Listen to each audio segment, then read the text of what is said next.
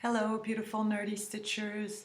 This is Mev from mevstitchesinparis. I'm back after another 5 weeks, I think, since my last video to show you some stitching, obviously. I've been busy stitching in the last month or so, and so I've got goodies to show you. Finish, works in progress, new starts. And I also want to share with you some family treasures, stitchy related of course, that I have been able to gather thanks to my mother and one of my aunts whom I visited fairly recently. So today, because I want to share this, there will not be a word thing. That has kind of been a recurring motif in my videos, but I would like to pay homage or tribute to the women in my family and their stitches that I've been able to discuss about with my aunt and mother, and I think it's the perfect place to share that with you. But first off, stitchy kindness, I just want to say again, hi, thank you to two stitchers, the first of which is Elise, who lives in Ontario, Canada. Elise had suggested we do a small Christmas exchange, and Elise, my stitchy stuff is on its way to you. I know that you've been way more efficient than I have. So my package is coming to you very, very soon. Now Elise stitched, so we agreed that we would exchange tiny ornaments, Christmas related. And so almost a month back, I received this lovely package from Elise with, let me show the ornaments, 2 tiny ornaments, which are lovely, absolutely lovely. So this is one. It says Noël, which is Christmas in French. It's sparkly, it's simple, it's not green and red, which I love. And then on the other side of this tiny ornament, you can see 2018 and Elise's signature. So this is the first one, which is really lovely. And then the second one, I had sent Elise a patterns booklet, and she took out one of the charts and stitched this second ornament. It's a silhouette, which I find really, really lovely. Look how small this is. This is on evenweave, and it's a hand-dyed fabric. I can't remember. She wrote it to me, and of course I don't have my notes with me. So this is the second ornament. So I guess now I have my colors for Christmas decoration this year. And of course, because stitchers are stitchers, together with those tiny ornaments came some Moselle silks, which I had not in my collection. I didn't have that kind of silk in my stash, and so I'm very excited to have them now. So very different bright colors, which I really, really like. I'm going to try and show this properly. There you go. Look at these, and they're so shiny and so soft. So 4 very different colors or color combinations. This one is probably my favorite here, and this one is called Venice. This is Caesar, this is Venice here, this one is Capital, and this beautiful spring green is Vano, I think. So these are most sales that Elise has very kindly added to her stitchy package. And of course, because Canada is Canada, I also received some maple sugar and some maple syrup candies, which are not anymore because I ate them all. So Elise, merci beaucoup. Again, I've just sent my package your way, so hopefully you'll get it soon. This was really lovely. I get so excited when I find something in my mailbox other than invoices or dull stuff. And And it just so happens that Debbie from Creatively Yours, whom I've recently sent a pattern to, sent me a thank you note, and it was so much more than a thank you note. I don't know if you can see the other way. There's here a postcard on my world map. That's from Debbie, and she has very sweetly sent me this lovely little arrangement with a heart, a small piece of evenweave, and I want to show you this beautiful fabric. It's very subtle, very elegant. I just love it. So now I'm in search of a small pattern that I can stitch on this off-white evenweave and then fully finish it with this beautiful little fabric here. I love the colors, and I love the delicacy of the tiny little motifs, flowers.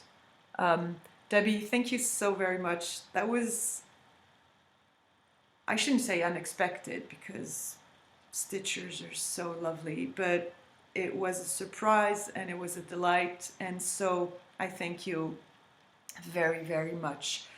Speaking of the map, I would like to say hello and thank you to the stitchers that have very kindly commented on my last video to be added to the map, and I just want to very quickly go through the pins and the names that I've added. So there's Connie in Wichita, Kansas. There's Sandy, who goes by the Instagram Britain Sandy, in Thunder Bay, Ontario. There's Sharon in Northern Ireland, so that was my first Irish stitcher. There's Eveline in the Netherlands, so together with Emily, by the way, who's also from the Netherlands. So I have two new Dutch stitchers there. There's Mary in Sparta, Wisconsin. Nolene in Doha, Qatar. So that's my very first Middle East. I don't know if I can show this to you. There. This is Nolene here in Qatar. Oh, and the first Spanish stitcher, or the first stitcher in Spain, she goes by the name S. Scott Siegel in Barcelona, Spain. There's PJ Stitcher in Maryland. There's the first pin in France, in Alsace, which is a region on the German border, so in the east of France. And this is Mocha, who lives in Alsace.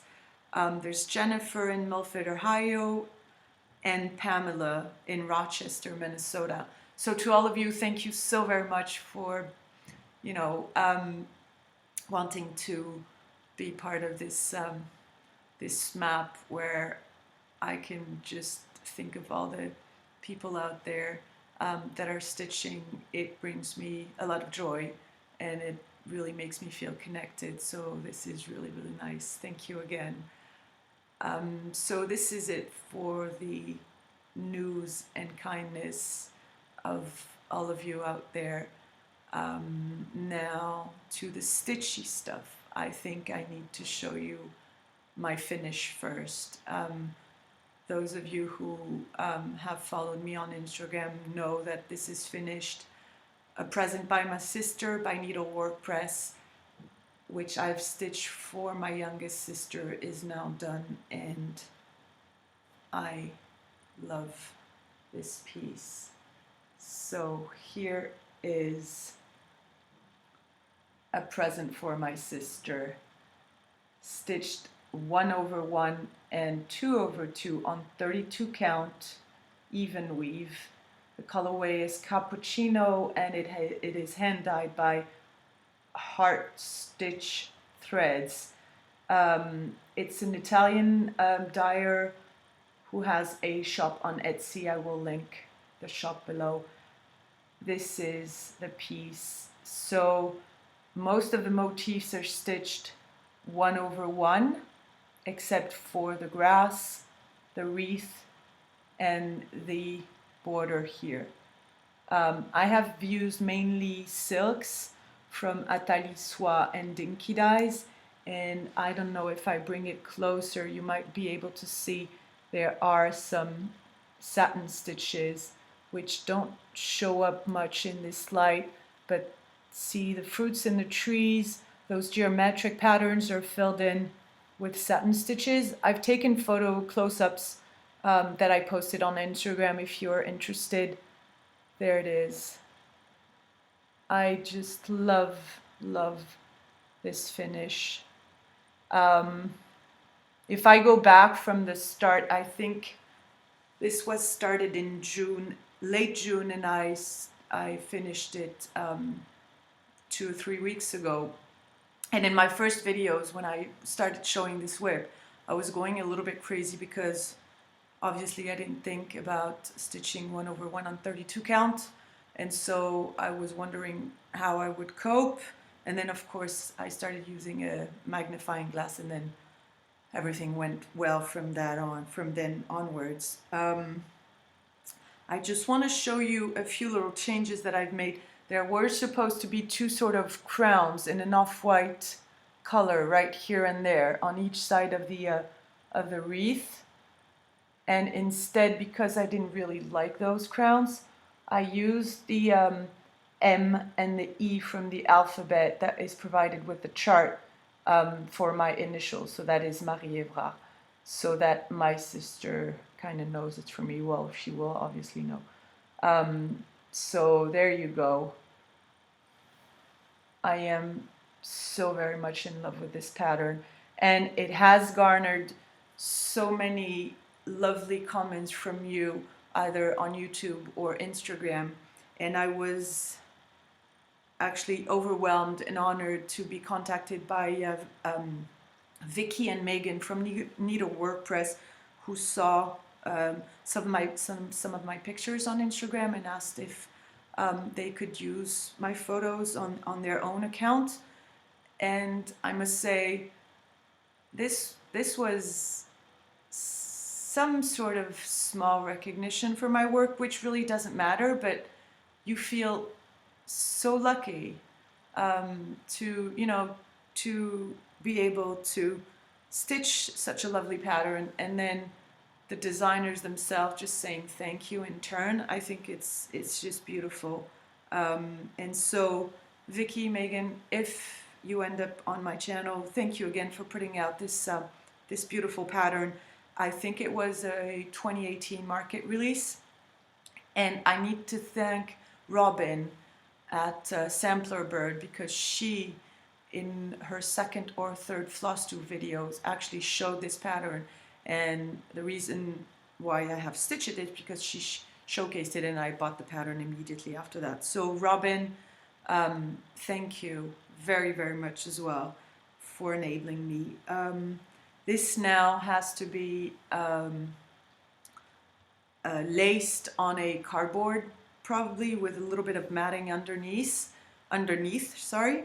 And then as far as the fully finishing ideas, let me try and explain what I have in mind. So I will lace this on a cardboard piece, and then the idea is to not frame it traditionally, but rather to have the fabric show without any glass on it. However, the idea is to put a piece of glass behind it and then find a frame, so that, I don't know if this is going to be clear enough, but the idea is to have the frame separated from the actual stitching piece, so that when it's hung on the wall, you see the piece, and then you see whatever the wall is, and then only then you see a wooden frame, so that it's kind of like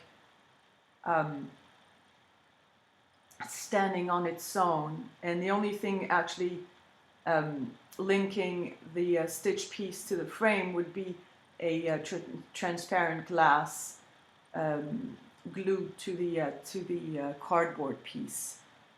I don't know if that makes any sense at all, but obviously when it's really fully finished, I will show you the end result. And this idea I came up with my witchy aunt, because she already has the most awesome ideas. I can't resist showing this again. And I wish you could see the effect of the satin stitches stitched in silk on in the light. It's just beautiful. So this is it. My sister's birthday is on November 5th, so I have a little over a month to fully finish it and gift it to her. And I really dearly hope that she will like it. So this was my big finish. I'm so very happy. It garnered so much love from you all, and I really feel that this piece I have stitched with you. It was such a joy to be satisfied with my own stitches together with actual other people around, just encouraging me and telling me how beautiful they thought the piece was, etc. So I'm very grateful. Thank you very much again. Now for the works in progress, I will be showing you things that you already know of. I have this, I'm currently stitching the Garden Club series by Blackbird Designs. I haven't made much progress on the number 11 piece, which is Fairy Garden. This is what the finished piece looked like. There you go. And this is where I'm at, stitched on 20 count Ada Rustico, so a cotton and linen mix. So this is pattern number 11. This I mainly stitch when I travel because it's very easy to stitch in hand. I just want to show again, but most of you have seen this already time and again. Number 1 and number 2 of the Garden Club series. And here is number 11. So this has not seen much progress because of a present for my sister that I wanted to finish and because of all the other things. Now the main whip that you already know of, or at least if you're a returning viewer you have seen, is the pièce de résistance, coats of arms by Stickideen von der Wiehenburg. This is the whole pattern, somewhere around 250 by 600 stitches, as you can see. And as you may know, I'm only stitching some of the bands, so I'll show you what my take on this is. Here is a printed copy of the bands that I'm actually stitching. There you go. So it's quite a bit smaller. It's still huge. And this I'm stitching for my boss. I have to have it finished and framed by the 6th of December for his birthday. And as the awesome, crazy stitching Jules would say, we're getting there. We're getting there. So this is where Coats of Arm by Stickideen von der Wiehenburg is at now. Can I show this in full? Of course I can. There you go. Since you last saw it, the lower band has been finished here. This border I did as well. And I'm now working on the last banner before stitching one last border on the very top, which is going to be this one here. So basically I've got this banner here to do and then one border and it'll be done. Look at this awesome bird. So his second wing is still missing, but I mean, look at this. It's probably one of my favorite, I think. It's just beautiful. This piece is beautiful, really. There you go. This is stitched with a very dark green number 12 pearl cotton by DMC. So the borders you see here with the very dark color is number 12 pearl cotton. And then all the green and yellow variegated thread here is a water lilies silk.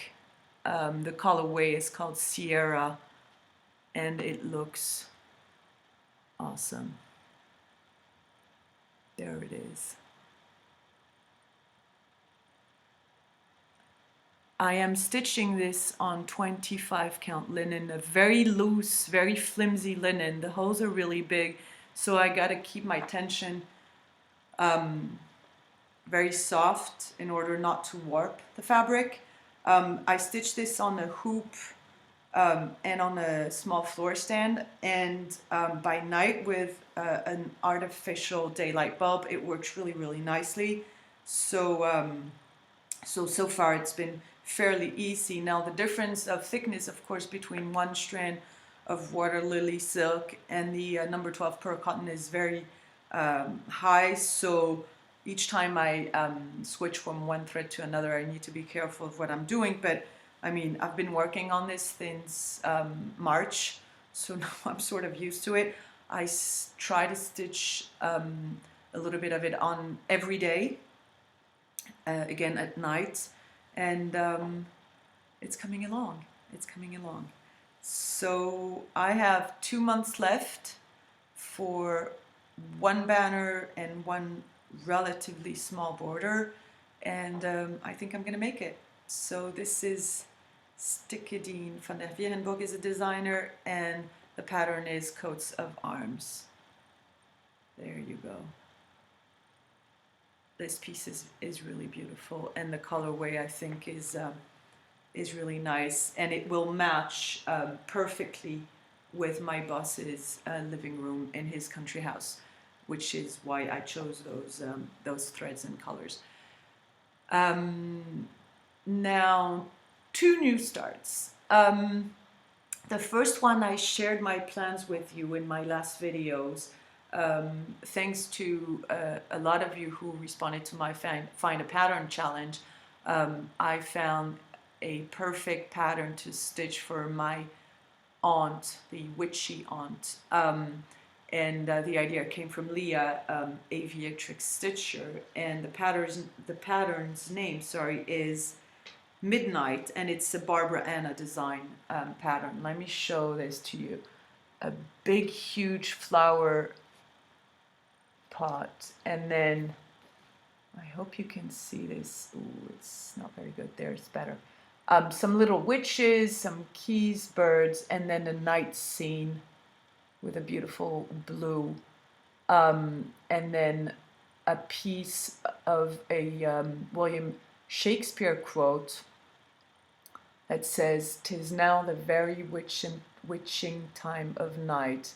Now, I thought that this quote had been taken from Midsummer Night's Dream or whatever, or Twelfth Night. Actually, this is the very first line of one of Hamlet's soliloquy in Act 3, Scene 2. And the monologue itself is really, really dark, and it's Hamlet speaking of his mother, which you may know has betrayed him, so to speak, or rather Hamlet's father, and he's really unhappy and desperate. And so I just want to read 2-3 more lines because it's really dark, and it's funny that this pattern, which is whimsical and sort of lighthearted, goes with a quote that in reality comes from a very dark place. So this is the pattern, and let me read you the first 3-4 lines of the actual soliloquy from Hamlet.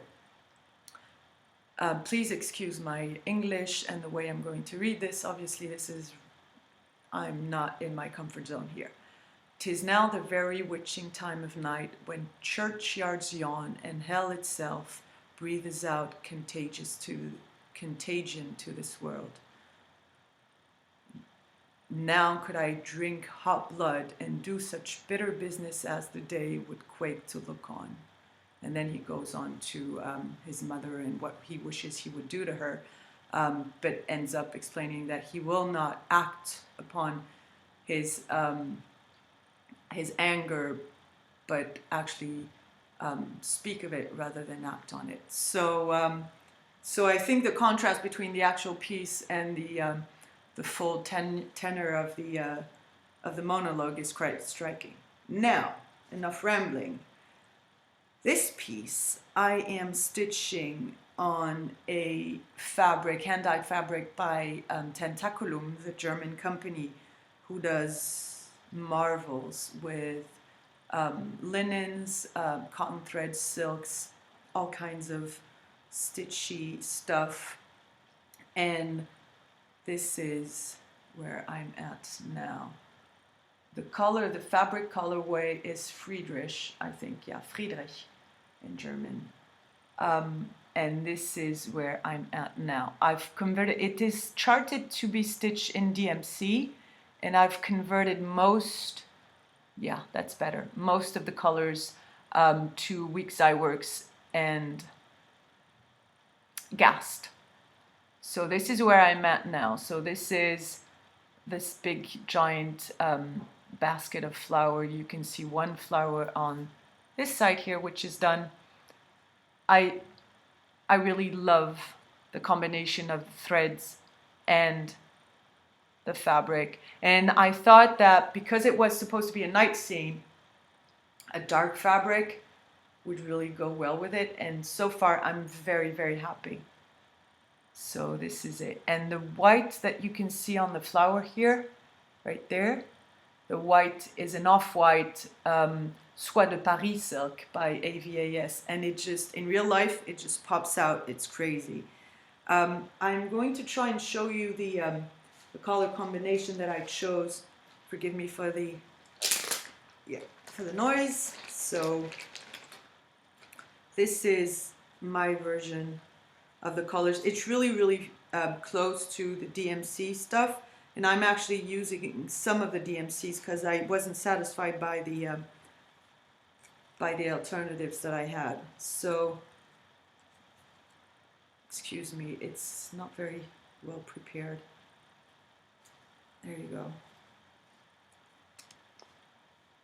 And with the piece, hopefully it'll give you an idea. Yeah. So this is the colors that I will be using to stitch the piece, and so far I'm really happy. So it's funny how, because of the fabric that is very, very, very colorful and has lots of splotches of different colors, some of the threads really pop out when some are a little bit more subdued, which I like. This is Old Hickory by Gast, and I like that it sort of fades into the fabric background, whereas this here with lighter colors, obviously it pops out, and this here, these grays, one of them is Tin Bucket, so the darker gray, and here the silver gray is like awesome. This is Weeks Dye Work Spanish moss, and I love the effect that it has, and it's so much better in real life. Let me just try and bring this closer. There you go. So yeah, so far I'm really happy. This is a 28-30 count linen. I am stitching 2/2, which for me is a little bit too big. However, I think it's a good choice because of the details on this pattern. Had I stitched it 1/1, I think I would have lost a lot of the tiny little quirky things of the pattern. There are some little stars, again a key, some little fruits, and I believe that 1/1 on 32 count, or sorry, 28-30 count would have been too small. So I'm sticking to the 2/2, and I like it that way, and it obviously makes it easier to stitch. Now, next.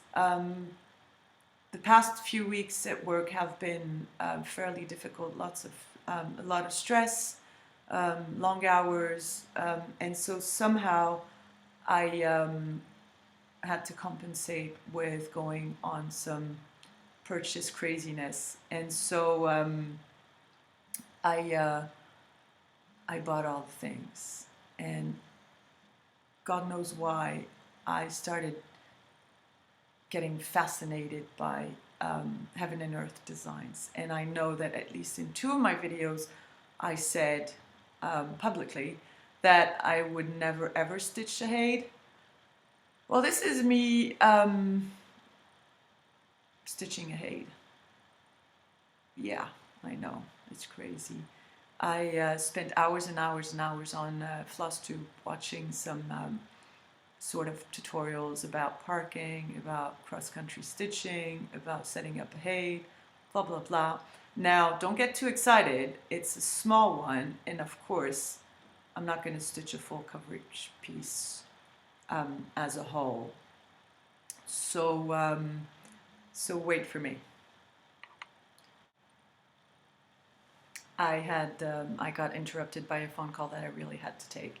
So I was at, I'm stitching a hay design. So let me show you what the pattern is.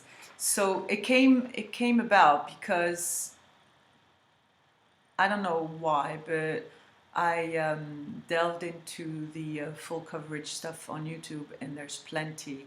And I got fascinated about this, the different methods of stitching, the different counts, the different actual stitches for heights, etc., etc. And I thought I cannot do without actually trying to stitch one. And so I spent hours and hours on the Heaven and Earth design website to find a pattern that I would like to stitch. And this is what I came up with. It's called Be Present, and the artwork is by Lisa Steinke, and this is where it looks, what it looks like. So there it is. Yeah, don't mind the scribbles here and there. So as you can see, it's fairly simple. I think it's beautiful, and so this is my choice. However, nothing's going to be like it, or not much. As you can see, the stitch count is a 350 by 438, which is ginormous for me. And so I've decided to not do everything, obviously. So what I decided was I would only stitch the central cartouche here, meaning that I'm letting out this background and this dark border, and I will be stitching only the, I don't know if you can see those, the grayish, greenish surroundings of obviously the butterfly, the motifs, and the words. I may change the word. It says breathe, and I may change this. I'll see. And now on top of that, so it's really not a full coverage anymore, because what I'll do is everywhere it's very light colored, right here and around the butterfly here, I will not stitch, so the fabric will show. So this is the actual pattern, and again, I will leave the background as the fabric here, and I will not be stitching the cartouche and the background here. So let me show you what I've done so far, which is not much. Then I had to decide what kind of fabric and count, and whether I do full crosses or half stitches and whatnot. And so here's what I came up with. I wanted to try 10 stitch. And I found the perfect fabric, and this was a godsend actually. I have subscribed to the 3 months fabric of the months by xjudesigns, and the September one, which now I can't remember what it's called. Oh shoot, I'm sorry, I can't remember. I'll probably put it in the description box below. So I thought that the fabric by xjudesign would do a perfect background. Since I'm not stitching full coverage, obviously it's going to show. So this is what it looks like so far. It is a 25 count even weave.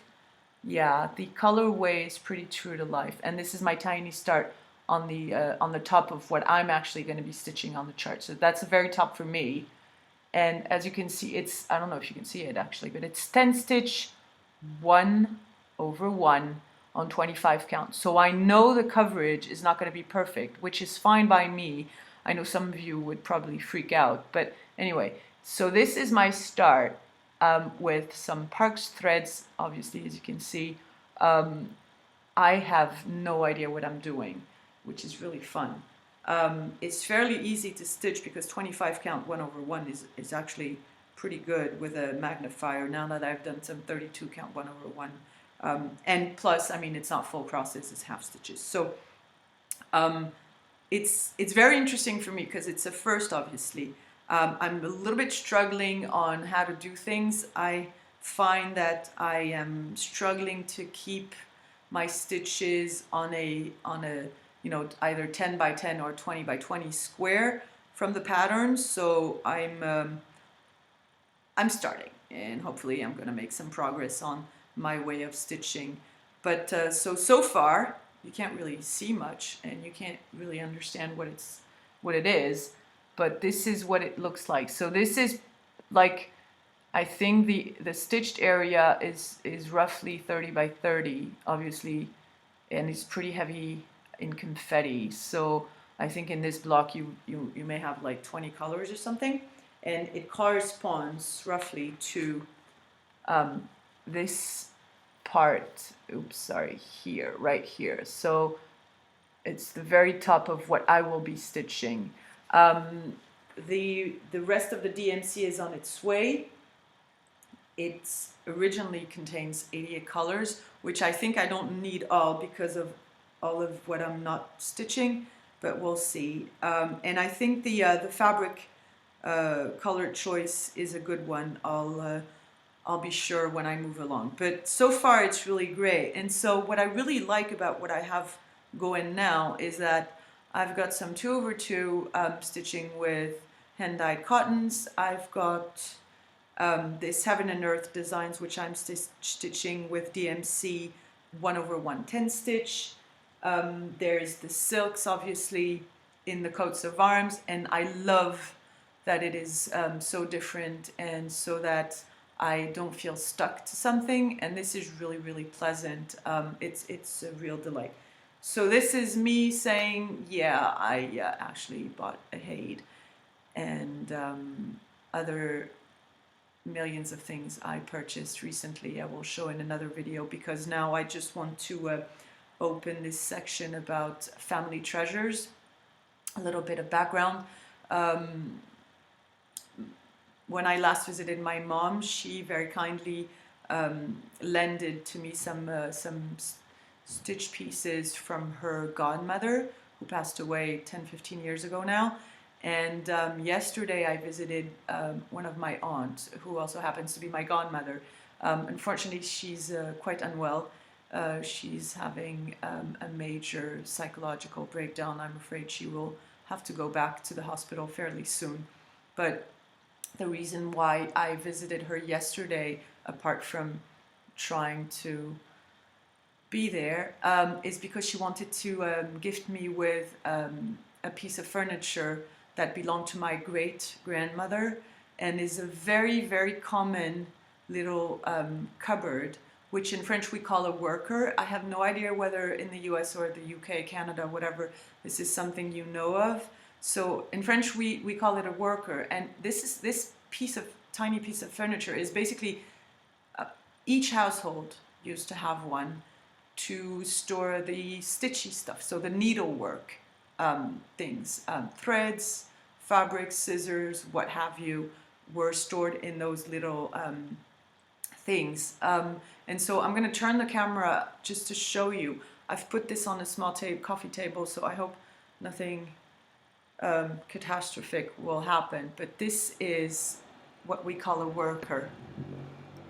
There you go. So it's just a tiny thing on legs, and this is how it opens. I'm sure you've seen those before. So this one belonged to my great-grandmother, and so you've got storage in each of the boxes here, and here's a lid for another storage space in which I've put, see, some hoops, for instance. I've got all my threads now put in there, which is really cool, and so it just closes back on that. And there's the same thing on the other side, obviously. So it's two sets of 1, 2, 3 little compartments. This one, the bottom one, obviously is larger. And so I'm very happy that I have this now in my home. And I'm also very happy that, you know, my threads are going in there, and accessories, what have you, you know, the hoops, the needles, the scissors, etc. The very awesome thing is that my aunt has very kindly gifted me with some of the family stitches. So I would like to show this to you in honor of my great-great-grandmother and my great-grandmother and my mother's godmother, etc., etc. I would like to spend a few minutes showing you some of the stitches that I have here. So the first thing are actually samplers from my mom's godmother.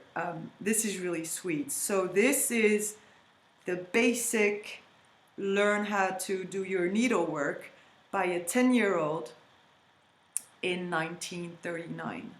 So my mom's godmother was born in 29, sorry, and 10 years later in 1939, she stitched those two little samplers. And now this is really like the basic learn your needlework. So it's a series of stitches. You've got here buttonholes, you've got some tiny lines of, these are probably French knots, and then some different kind of stitches. There you have another series. You've got an alphabet, obviously. Can you see how fine this is? This is on regular cotton. It's not, it's really not embroidery fabric. This is how to, this is these stitches to repair holes in garments, I guess. And then you've got here another type of repair stitches, I guess. Where am I here, for instance? So this is one. It's a very long band. And I mean, it's not fancy or anything, far from it, and it's not perfect as well, but this is real. So this is one, and then there's another one, and I love this one because she actually signed it. So it's exactly the same thing. You've got buttonholes and then different style of stitches, French knot, I believe here, which are not perfect. And then you've got, I think, an alphabet right to, oh, there it is.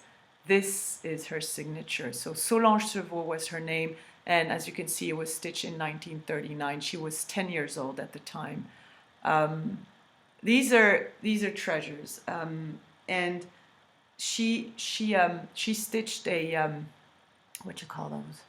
A ribbon, which is a satin thing probably. And look at how frayed it is. This is very old, so obviously it's completely worn out. My mom, this lady, never married. She didn't have children, and she had a sheep farm that she tended by herself all her life. And my mother, when this lady became ill, had the daunting task of trying to sort things in the farm.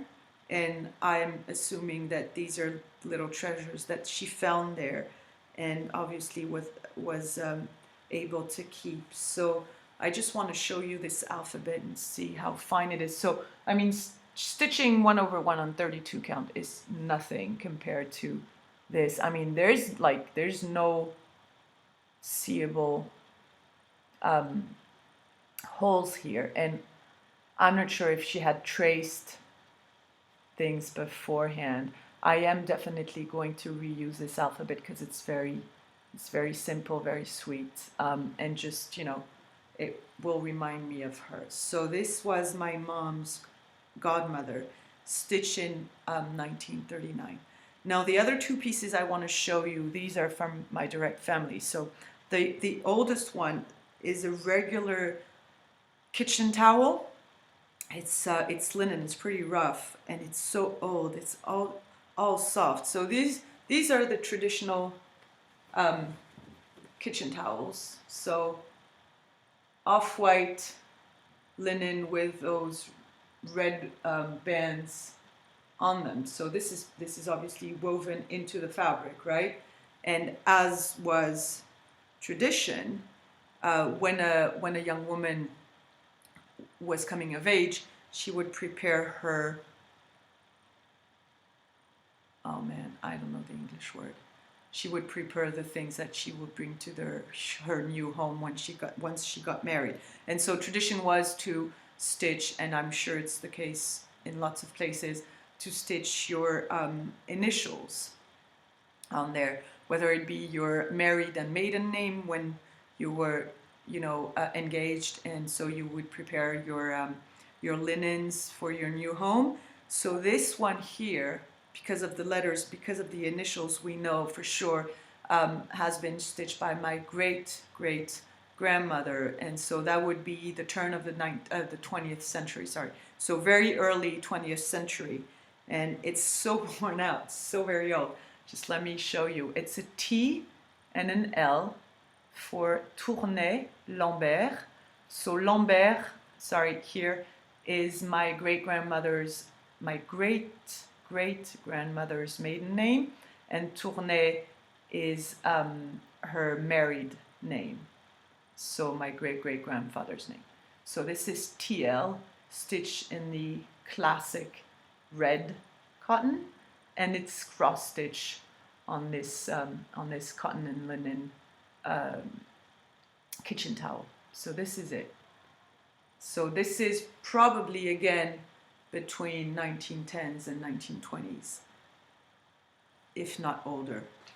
The second one is a piece of art. So this is from my great-grandmother. Again, we know because of the letters, the initials. And that was in the family home, so where the work or where the piece of furniture came from. This is sorry, I'm looking for my words here. This is a napkin, a cotton starched napkin that goes with a beautiful tabletop. So this is just regular white cotton, and it's still starch. I mean, and this is handmade. So this was done by my great-grandmother. So can you see those drawn threads here? I don't even know if this is drawn thread. We call it jour in French. So this is all over the napkin's borders, obviously, and of course you've got a corner of the napkin that has been embroidered. I'm hoping this will show. So can you see this? There you go. There's a P and a B in the middle, which is Pèlerin Biseau. And again, so this is my great-grandmother's married name, and this is her maiden name, initial. And this is really beautiful. So see, this is stitch with, how do you say that? It pops out. So there's some texture to it, right? I don't know the name of the stitch, but can you see? Oh, it glows, like it's so white. And then you've got little holes, and then further embroidery, and then here again drawn thread to emphasize the corner. This is absolutely beautiful, and it's stitched with white cotton on white fabric. It's beautiful. So there's a set with a tabletop and a series of napkin, and my aunt was kind enough to gift one of the napkins to me. What she says, what ironing those to make them really, really nice is just like impossible. So she seldom uses it in her country home, which is our family house, and so she very generously gave one sample to me. This is my great-grandmother Gilberte's initials, Pèlerin Biseau. So here's to the wonderful women in my family, whether they be dead or alive. This is really just typical French traditions of young girls or young women getting prepared to have their own families, preparing all their linens to have in their new homes. And all these women were quite wonderful. quite astonishing. And so I'm very, very happy to have a few of those objects with me to remind me of them. And I'm also very happy to be stitching now, because then it just passes on these traditions. And it's not just for the sake of tradition, but it's just because it's so pleasant and it can be so beautiful that I think it's worth passing on. So there it is, the stitching from my family. I think I will stop here. Yeah, it's been long enough. I will again show further purchases in the next video. My plans, obviously, for the weeks to come is to continue working on coats of arms, to have it finished before December 6th. And I obviously have also to allow time for framing. This would be professionally framed, given the work that I've put in there. I think it's worth it. And I'll just continue doing whatever I'm doing with the hay design and stitching the witchy time of year, which is really, really cool.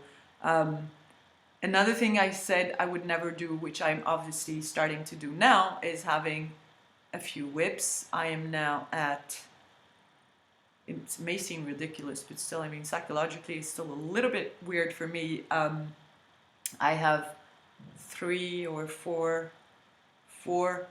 active whips. I will most probably be starting other stuff soon, I guess, because I want to. Which, by the way, leads me to my my plans in terms of tiny vacations. As I said, work has been a little bit too crazy for my own good these past weeks, and I haven't taken any time off over the summer, so I am actually leaving on Wednesday in 3 days for a 5-day tiny break in the south of France, in a region called Luberon, which is not by the Mediterranean Sea, it's just inland, north of Marseille and Aix-en-Provence. It's a beautiful, beautiful area. It's right in the heart of Provence. I'm spending 5 days there on my own, and I'm taking a luggage full of stitches, like my whips and whatever kitted projects that I have, so that I can start all the things. And my idea is to be outside, stitch under the sun, go visit the beautiful things that are to visit there, and take a real break and relax. So this is really, really exciting. I'm looking forward to it, and I think I'm going to use this as an excuse to, if I want to start something, I'll probably start it. So who knows, in my next video, maybe I'll have 5, 6, 7, 8 whips. I don't know, but that's fine. This is all due to you. This craft or this hobby is wonderful on so many levels, and I think the first of them is that I get to interact with people all over the world, and I think that is probably the most precious thing that is happening to me right now, and that I would have never imagined before I jumped in to stitching again. So thank you so very much from the bottom of my heart for being there. I will see you soon. Until then, stitch well, be kind. Au revoir.